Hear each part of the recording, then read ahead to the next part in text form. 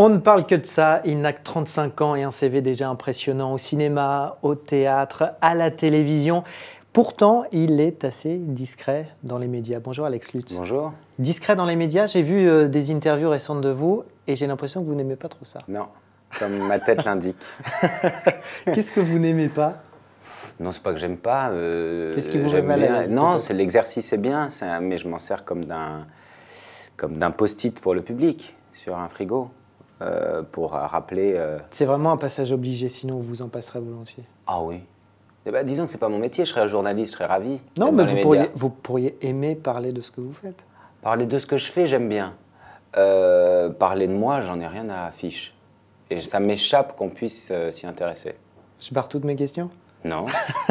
non. Après, voilà, c'est pas un exercice insupportable, hein, au contraire. Ça peut être super, mais c'est pas mon sport préféré. Ça vous empêche pas de remplir les salles, 300 000 spectateurs déjà voilà, pour votre un peu one-man plus show. Même maintenant. Je crois Comment je crois même qu'on a fait 350 000 avec cette saison. Comment vous définissez ce que vous faites sur scène? Comment je définis ce que je fais? Ce serait ramenard de dire unique. C'est vendeur. Mais c'est vendeur. Non, c'est-à-dire que je ne sais pas grand-chose si j'ai du talent ou si je ne sais pas, mais je sais que je propose un spectacle qui ne... Oui, non, mais je pense un petit peu quand même au bout d'un moment. Mais en tout cas, c'est un spectacle Les impostures, ça ne dure pas aussi longtemps dans les salles. Bah non, oui. Non, mais en tout cas, c'est un spectacle qui me ressemble, c'est ça que je veux dire. Quand je dis unique, c'est-à-dire que je sais qu'il me ressemble, qu'il ne ressemble qu'à moi, mon univers, que j'y fais ce que je veux, ce que j'ai envie, et ça, c'est assez chouette sur scène. Et je l'ai un peu découvert sans m'en rendre compte. Quand j'ai commencé le One Man Show, je venais pas de là, forcément, et je me suis rendu compte que c'est une matière super. Parce qu'on peut faire justement ce qu'on veut. Je fais un cheval à la fin, un singe, j'ai des personnages et en même temps j'ai une adresse aux gens sur tout un tas de choses. Je raconte de manière très burlesque et absurde l'histoire du mot Montparnasse. Et voilà, donc voilà comment je peux le définir un peu. Et même si c'est difficile de réduire un petit extrait dans les interviews, en voici un extrait. Bref. Et au bout d'un moment, mon père, il trouve son tabac, il se gare, il sort de la voiture, il claque les portières comme ça. C'était aussi une époque où il n'y avait pas la petite clé pour tout verrouiller de loin qui fait comme ça, tut tut. C'était l'époque des loquets. Fallait pas être poursuivi, c'était très fastidieux, il fallait faire clac, clac, clac, clac, clac, clac, clac. Alors on s'enquiquinait pas bien souvent, on fermait pas, on verrouillait pas. On disait j'en ai pour 5-10 minutes, tu m'attends sagement. Paf! Comme ça, il y avait plein de Guy Georges et des Fourniret qui passaient, qui étaient là. Oh, un blond, hop là. On a pris cet extrait parce qu'on voit la performance physique. Vous racontez d'ailleurs que pour vous, c'est la scène, ça doit être forcément physique et que vous devez forcément sortir un peu exténué, quoi. Ah oui, si déjà. Bah, si déjà on fait 1h40 avec des gens, si c'est juste pour être là, c'est tellement complet. Voilà. Donc du coup, physiquement aussi, il faut que je sorte. J'ai un peu l'impression que ça sera aussi, que le spectacle sera. Enfin, je sais que mon spectacle n'est pas aussi bon si j'ai pas. Si vous donnez pas autant. Oui. Non. Je parlais de votre CV impressionnant, du succès, etc. On parle beaucoup de Sylvie Joly que vous avez mis en scène à seulement 27 ans. Voilà, j'étais bébé. Vous avez quand même un côté un peu surdoué. Oh, bah ça, j'en sais rien. Je vais pas dire moi. Écoutez, je crois qu'il faut dire absolument aux spectateurs que je suis surdoué. Non, non, j'en sais rien. Est-ce que vous admettez qu'il y a un côté un peu extraordinaire dans votre parcours? Mais oui et non, parce que j'ai 35 ans, c'est pas mal. Le parcours, il est bien. Il est bien, ouais. Ouais. Il est bien après, plus. Il est bien plus. Mais après, ça dépend de comment vous faites ce métier. Moi, je l'ai commencé très tôt aussi. Donc il se trouve que je l'ai commencé très tôt, que j'ai eu la chance de ne pas m'arrêter, de tout le temps travailler, de beaucoup provoquer le travail. Céline Renaud qui dit qu'il faut faire sonner le téléphone. Elle a raison. Donc j'ai toujours... Mais vous l'avez vite fait sonner, ça a vite... On a l'impression, vu de l'extérieur, j'ai toujours fait des ça a projets. Vite bien marché, quoi. En tout cas, j'ai toujours eu des envies, des projets, j'ai toujours construit des choses, que ce soit en spectacle ou en mise en scène, ou me dire tiens, j'aime bien un tel, on pourrait lui faire ce texte et tout, même très jeune. Mais ça veut dire que vous êtes vraiment donné les moyens, quoi. Bah oui, mais je crois dans ce métier. Parce que sinon, attendre le téléphone, la caricature du type qui attend le téléphone qui sonne, ça aurait été anxiogène, j'aurais pas plus que j'aurais aimé n'être qu'acteur d'ailleurs. C'est pour ça que j'aime bien mettre en scène, écrire, faire un maximum de choses dans ce métier. C'est pour ça que c'est un peu rempli, ce CV. Vous carburez à À quoi? À la cocaïne. Évidemment, comme tout le monde. Évidence. Comme tout le monde dans le monde du spectacle, ici au Figaro, avant cette interview. Ah bah ça, oui, voilà, c'est le passage obligé. Mais sinon, qu'est-ce qui vous motive au-delà de ça? Au-delà des substances illicites. Au-delà des substances illicites que je ne prends pas, je le rappelle quand même. Non, c'est-à-dire j'ai la chance de faire un métier qui est une... C'est bateau de dire ça, mais un métier qui est une passion. Du coup, on s'y plonge quand on n'a pas l'impression d'aller au travail, avec le côté péjoratif qu'on peut... J'avais lu un pourcentage horrible où je crois, je ne sais plus, il y a plus de 60 ou 70% des gens qui n'aiment pas leur... C'est tragique. Alors, on n'a pas le choix. Quand on a la chance de pouvoir faire un métier qui est sa passion, c'est vrai que mais vous ça devient vite sacerdotal. Vous pensez déjà un peu au coup d'après, comme ça va vite et qu'un peu ça marche à chaque fois pour l'instant.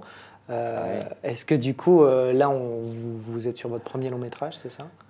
Oui, qu'on fait cet été. Oui, j'essaye d'anticiper un peu. Je me dis... moi, mon producteur se fiche de moi parce que je dis qu'est-ce qu'on raconte comme histoire l'année prochaine. Mais ça va vite du coup. Oui. Mais vous vous dites pas des fois ça va un peu vite? Si. Mais bon, après tout se mélange. J'ai des superstitions énormes en me disant bon ça va trop vite, ça veut dire que je vais le payer. Et puis parfois je me dis non, tu bosses honnêtement, continue. Et puis après, c'est pas grave. Je veux dire, on ne change pas le cœur de quelqu'un. Donc si le prochain projet ne rencontre pas la même chance que le précédent, c'est pas grave. L'autre pépite, l'autre succès, c'est chaque soir sur Canal+. Oui. Catherine, évidemment, Catherine et Liliane, les voilà. En ce moment, avec tout qui part à volo, moi je trouve que c'est bien de dire aux gamins ce qui est bien, ce qui est mal. Et c'est comme ça. Je ne suis pas d'accord avec ça. Ça se passe comme ça. Si tu n'es pas content, à ce moment-là, tu prends la porte. Et tu vas voir la CPE. Tu me rappelles... Pourquoi tu t'es battu, toi? Tu as l'impression que c'est normal de se battre, c'est civique. Moi, je ne suis pas d'accord avec ça. Tu me rappelles un certain... Hitler? Écoute... Le comportement d'Hitler, aujourd'hui, c'est possible. Tu sais que tu fais bien de me le dire, parce que du coup, je vais être un peu plus peace and love, ça va me... Ah bah ouais. Oh là là, il y a des moments, comme ça, on est dans la haine, on ne sait pas pourquoi. Oui. Je me souviens. Vous vous souvenez, là, c'est dans un des premiers, je crois. Comportement d'Hitler. Oui. C'est un passage obligé maintenant. On vous reçoit, on vous reparle de Catherine et Liliane. Je vous ai vu dans le tube sur Canal+ il y a quelques semaines. Oui. Je me suis dit franchement, au fond de mon canapé, là, il a l'air un petit peu saoulé qu'on lui fasse un quart d'heure là-dessus. Ah bon? J'ai vite l'air saoulé, moi, je crois, à la télé. C'est peut-être pour ça. Non, je suis très... pareil, c'est formidable. Après, j'ai une crainte, parce que quand un personnage... La télé, ça prend... Ouais, la puissance de la télé. La puissance de ça, voilà, j'ai pas envie que ça se déséquilibre, j'ai pas envie d'être les vampes, quoi. Donc voilà, donc c'est vrai que je refuse quasiment toute la presse avec Catherine et Liliane, et sinon avec beaucoup de conditions. Et pour ça, avec Yann Barthès et avec Laurent Bon, le producteur, et avec Tom Dingler, le metteur en scène, avec Bruno Sanchez qui fait Liliane, etc., on a le même discours, c'est-à-dire on se dit à son secrétaire de direction, elles sont dans leur salle de rédaction, on n'exagère pas non plus. Ça peut vite devenir encombrant ça peut vite, avec la puissance de la télé. Il ne faut pas non plus... il y a des appels de sirène auxquels il ne faut pas répondre, quoi, quand même.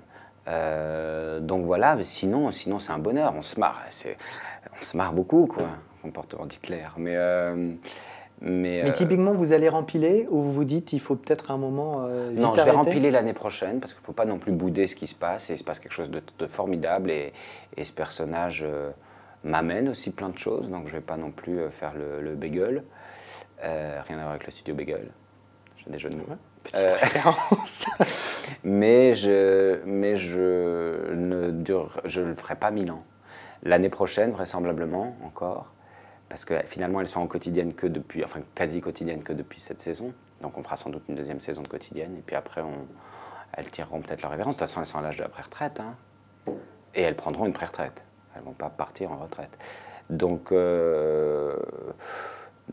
voilà, il faut être vigilant. Mais en même temps, j'avais très peur, mais on nous salue comme acteurs. C'est ce que je voulais, moi. Vraiment. On salue la performance. On salue la performance d'acteurs. Les textes un peu, donc c'est vraiment ce que je voulais. Et puis il se passe des choses où le cinéma arrive en même temps que la scène, en même temps que c'est vrai que c'est une chance. Pour l'instant, j'ai du bol. Tant que j'arrive à peu près à équilibrer ça et être vigilant.